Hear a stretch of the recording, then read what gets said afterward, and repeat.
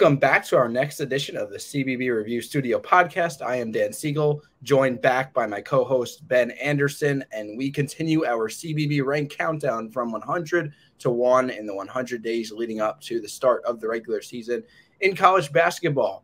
We have team profiles every single day, one at a time, on the CBB Review website that we are posting all over social media, so follow us there. Today on the podcast, we are going to be talking about teams 60 through 56 on the countdown. So let's get it started with team number 60, and that is the Pitt Panthers. Pitt's an interesting program, 4 years under Jeff Capel, and Pitt was showing like absolutely zero direction whatsoever. And to be fair, there were a lot of moving pieces and a lot of personnel issues, adversity, some stuff off the court that's still getting resolved this offseason, and whether or not you blame Jeff Capel for that, at least a good amount of it was kind of unlucky and out of his control.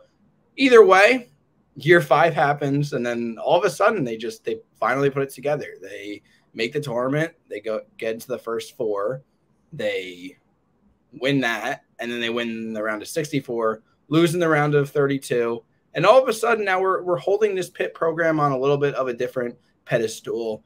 Once again, they have not had the greatest off season, but they do return some, get some in the portal. What are we thinking about this Pitt team? You know what? I'm intrigued by this Pitt team. I think that they have some really solid pieces, but what I want to see is one of either Blake Hinson or Ishmael Get to be that number 1 option, right? Blake Hinson was a fantastic player last year for Pitt, for what Pitt needed him to do. But I think he's going to have to be the absolute microwave scorer, almost 20 points a game, really, if Pitt wants to be as good as they are last year, because they simply don't have the depth of scoring, in my opinion, that they did last year, especially when you lose players like Jamarius Burton or Nelly Cummings or Greg Elliott. But what I am interested in to see is what the development of their front court looks like. I think that's the key to their success this season, whether that's the Diaz-Graham twins or Federico. Either one, we want to see that they have the ability to both stay on the court, stay healthy, because all 3 of them are rather skinny, right? That's what I'm worried about with injuries there. But I think if they can put it together, this is a tournament team. Yeah, I'll at the end of Pitt, I'll talk about what the expectations should be and whether Pitt fans should be happy about it. But more diving into this roster, losing that incoming recruit Papa Conte to injury definitely does not help. He came in with a lot of hype. Also, of course, we got to mention Dior Johnson, who we thought maybe would make a return. He got into a lot of legal trouble, but he was no longer enrolled at the University of Pittsburgh. I think that was not even a Pitt basketball decision, but an administrative decision. And now he's off to JUCO to get himself together. We'll see how that goes. But yeah, I think the front court is fine. The wing spots I think will be great. I am a big fan of Hinson. I think he can step up, and I'm more intrigued about Guillermo Diaz-Graham versus Jorge Diaz-Graham. I think Guillermo's the better of the two and the guy that could really step up. And I see them both as not number 5s on the court, but more of 4 or wing forward kind of guys. But yeah, the backcourt concerns me. I'm not sure Leggett, the URI transfer, is ready to be an ACC superstar. I think he's going to be good, but he's also running the point or running the number 2. I'm a little bit skeptical about that. Now, getting to your point before, I don't think they necessarily need to return to the tournament in order for us to go into the following season and still feel pretty decent about what Jeff Capel has done, how he's moving in terms of the direction of the program. But I think they need to be close. So see, if they go backwards and go back to a 14-win season and under 500, then we start to dive into the question, well, was that kind of a fluky season? So Pitt doesn't want that. I don't think they need to make the tournament. I think they could. I would project them just outside the bubble. And I think if that does come into fruition, you're not satisfied as a Pitt fan, but you're feeling fine, and you can move forward with the recruiting that they're doing.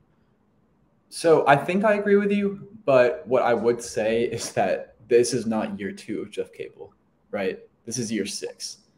So I think that does change the trajectory a little bit, and the judgment of Pitt's athletic director and the athletic department about how successful this program really is. Because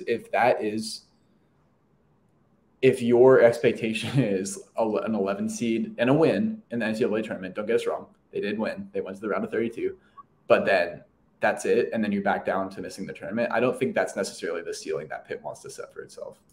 Yeah, I could see what you're saying, but I think in reality, if that were to happen, Jeff Capel's still the coach moving forward and not even on the hot seat. Even after 4 bad years, the athletic department doubled down and said, this is our guy. We believe in Jeff Capel, and turned out to be the right decision as of now. So yeah, I think you're probably right. I think that's what I think, but I think what you think will happen, if that makes sense. Yeah. Okay. Well, we got 4 other teams to talk about today. Let's start with number 59. We got Arizona State, the Sun Devils, coming off of an okay year, but they did not make the tournament. They weren't horrible, but they were definitely not good. And then the big story is the roster turnover. We got 8 players transferring out, 6 players transferring in. A big new, a very different look of a roster this year. The big returner is Frankie Collins, the point guard. I'll tell you, Dan, I do not like this team. I don't think they're going to be very good. I think that they lost a ton, especially not necessarily household names. You're not going to hear people talk about Devin and Desmond Cambridge and Warren Washington and even Austin Nunez. You hear people talk about DJ Horn and Marcus Bagley maybe, but that's a lot of pieces to lose off a team that didn't even make the tournament this year. And I'm not quite sure where we bumped them up, right? This is a site-wide ranking. I don't really get it. I would have had them much lower personally, but I do like Frankie Collins. I do think Adam Miller still has potential, even though he's on his 3rd school. I do think Kamari Lands has something going for him, right? But you're going to have a lot of people operate at the 90th percentile of what we think they are for them to be able to make the tournament. And that's not something I'm comfortable predicting, I don't think, in the preseason. No. That makes sense. Look, I think any Bobby Hurley team will at least be competitive, but I kind of see your logic and I almost agree with it, because you look at last year's roster and you look at this year's roster, and I'm inclined to say last year's roster was better. So who's to say they are all of a sudden now significantly better this year than they were last year in reality, right? It's also just who's going to be that alpha scorer. Frankie Collins is good, but he's kind of your solid, he'll do a little bit of everything kind of guy, not your man leading the offense and being a superstar. Maybe it's LSU transfer Adam Miller. He had some good games very early on last year. He was putting up 20 points apiece, and then he really faded. So we'll see if he can get that back. But just, best case scenario. I wrote this down too. Collins takes a step up. Adam Miller takes a step up. The Houston Christian transfer, Bryson Long, let's say his production somehow translates. I think he's projected to be off the bench, but let's say his production translates. He's a double-digit scorer. It's still hard to see this team going anywhere, because look at the front court. What are you going to get out of that? So I'm not sure I see it with this Arizona State team. Now the Pac-12, if it's first off, we talked about this last episode, how it's going to go out very well in football. It is not going to go out very well in basketball. But if the Pac-12 is not so good, maybe Arizona State could still finish top half of the league, but that's not tournament. They're not getting 6-7 bids. So no, I don't think so as well. All right, Dan, who do we have at number 58? This one's even more interesting, honestly. The Michigan Wolverines. I have some takes on this. So first off, to set the stage a little bit, like I always do, 2021, Michigan was really good. They had the All-American Hunter Dickinson, and they were really good in the regular season. They got that 1 seed. They earned it. I'm not going to talk about the tournament. That's another conversation. But anyway, the next 2 years, they were kind of mediocre. And for that reason, I feel like they've been written off a little bit. And honestly, I see why, but I don't see it the same way. I think Hunter Dickinson not coming back. Okay, I don't want to say it's good that Hunter Dickinson is leaving, but he had some clear holes that maybe with a different game plan and a different looking roster, this team might be primed for like a bounce back to get to the tournament, to get to like a 7 or a 6 seed. Man, I disagree with you pretty vehemently here. I do not see it with this team. Everything I said about Arizona State, I feel like applies to Michigan, sort of in the same space. They lost their top 4 3-point. Where's the shooting going to come from? Is it going to come from Doug McDaniel? Like, he's a fine shooter, he's 35%, but I just don't really see it. We have Kamwa as well, who's a great, solid player at Tennessee, but he's not going to turn into some 18-point game per score, in my opinion, right? And then when you lose an All-American, I understand what you're saying, and like, yes, maybe it's good, but he's still Hunter Dickinson. There's still a reason every other school wanted him. You know what I mean? So ultimately, I don't see the firepower with this team, right? No one in the starting 5 that we have projected of McDaniel, Jalen Llewellyn, Terrence Williams, Kamwa, or Terrace Reed scares me, really. And they'll be solid, but they didn't even make the tournament last year, and I don't expect them to this year necessarily either. All right, so here's what I do like about them. I think they are old and experienced, and while, nobody scares me on that roster, I don't think they have a lot of holes. And the Tennessee transfer, Olivier Kamwa? You don't pronounce the end. Yeah, Olivier Kamwa from Tennessee. He really shined in the postseason. Maybe he could kind of continue that momentum. And then there's an Alabama transfer in there, a Seton Hall transfer, Trey Jackson. But there's also that complementary youth. I really like Doug McDaniel at the point. I think he's going to have a really good sophomore season. And George Washington III, the top 100 freshman recruit, don't sleep on him as well. I just think the main, like, your logic makes sense, but I feel like the consensus around the country is Hunter Dickinson is gone. And Hunter Dickinson is gone. That means the roster stinks, and that means Michigan's going to stink. And I don't see it that way. I think they relied on him too much, and he had clear limitations, especially on the defensive end. And I think they're going to have a better year without him. Yeah. No, I think I understand where you're coming from. I think what we might be able to both agree on, though, is that this is a pretty unpredictable team. Like, it would not surprise me if they finished 5th in the Big Ten, and it would not surprise me if they finished like 12th. Yeah. Yeah, I can see that. I can see that. So I'm more going on the favorable side of that variance, and you're more on the unfavorable side. But yeah, we move on. We move on to our newest member of the Big 12, our number 57 team in our CBB rank poll, the Cincinnati Bearcats, who are coached by Wes Miller. In my opinion, a good coach. He won 23 games last year in year 2. They were an NIT team. Now, moving to the Big 12 was obviously a football move, but so it's going to be hard for Cincinnati now. But I still think they're going to be competitive. I would compare them to like an Oklahoma, where they're not a bad team. They're just going to be victim of the fact that they're just playing so many good teams every single night. But do you see Cincinnati as, like, just in itself a solid team that has some redeeming qualities?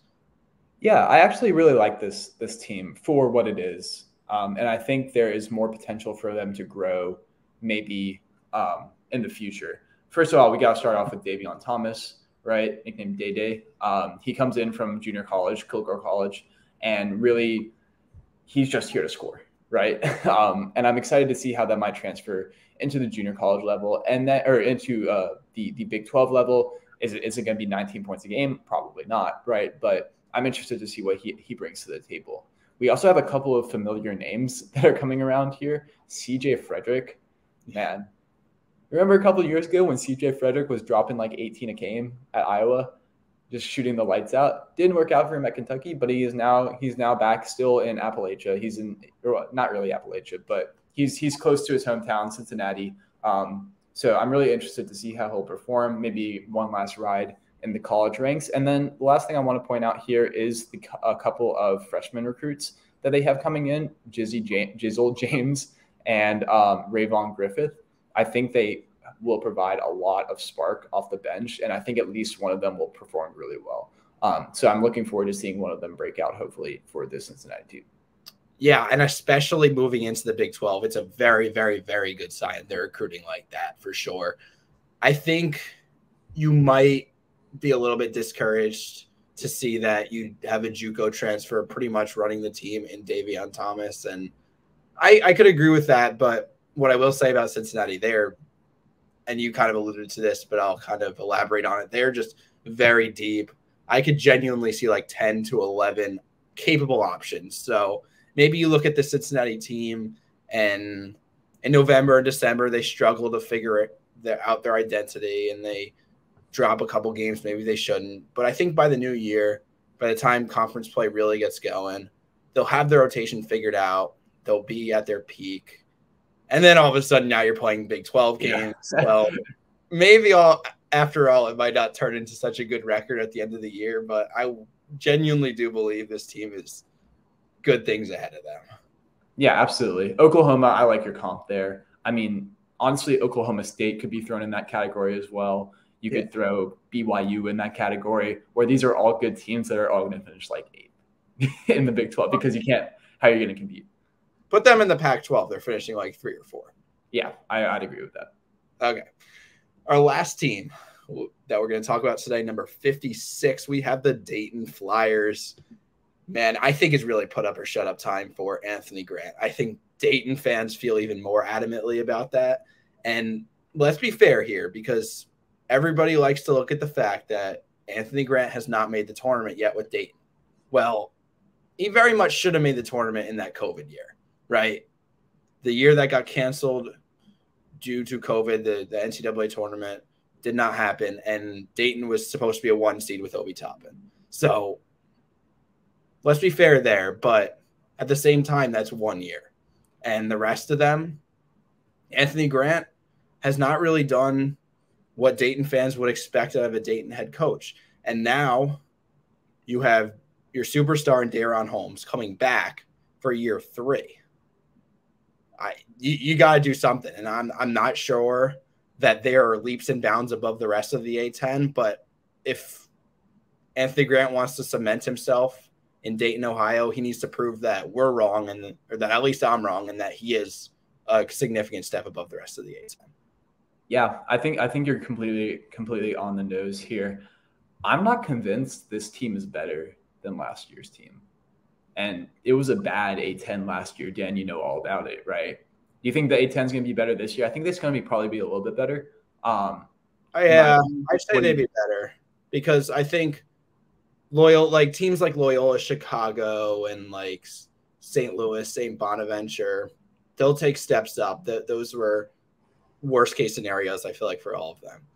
Yeah. And I guess my point is, like, if Dayton couldn't make the tournament in the worst A-10 we've seen in decades, it feels like, then I don't know if we can expect them, a worse team, to make it this year. They do return, obviously, Holmes. They return Malachi Smith. They add an all-time name in Enoch Cheeks from Robert Morris. I mean, come on. Like, that gives them some points off the bat. But, like, if they lose Kamara and they lose Mustafa Amzil, right, a 3-point specialist, I'm a little worried about this team and its depth in particular. Isaac Jack, I would hope, would make a serviceable bench big, because otherwise they don't have a ton of depth behind Holmes, and they already have a small front court, a little bit of a small front court with 6'0", 6'2", 6'3", with Malachi Smith, Kobe Elvis, and Cheeks.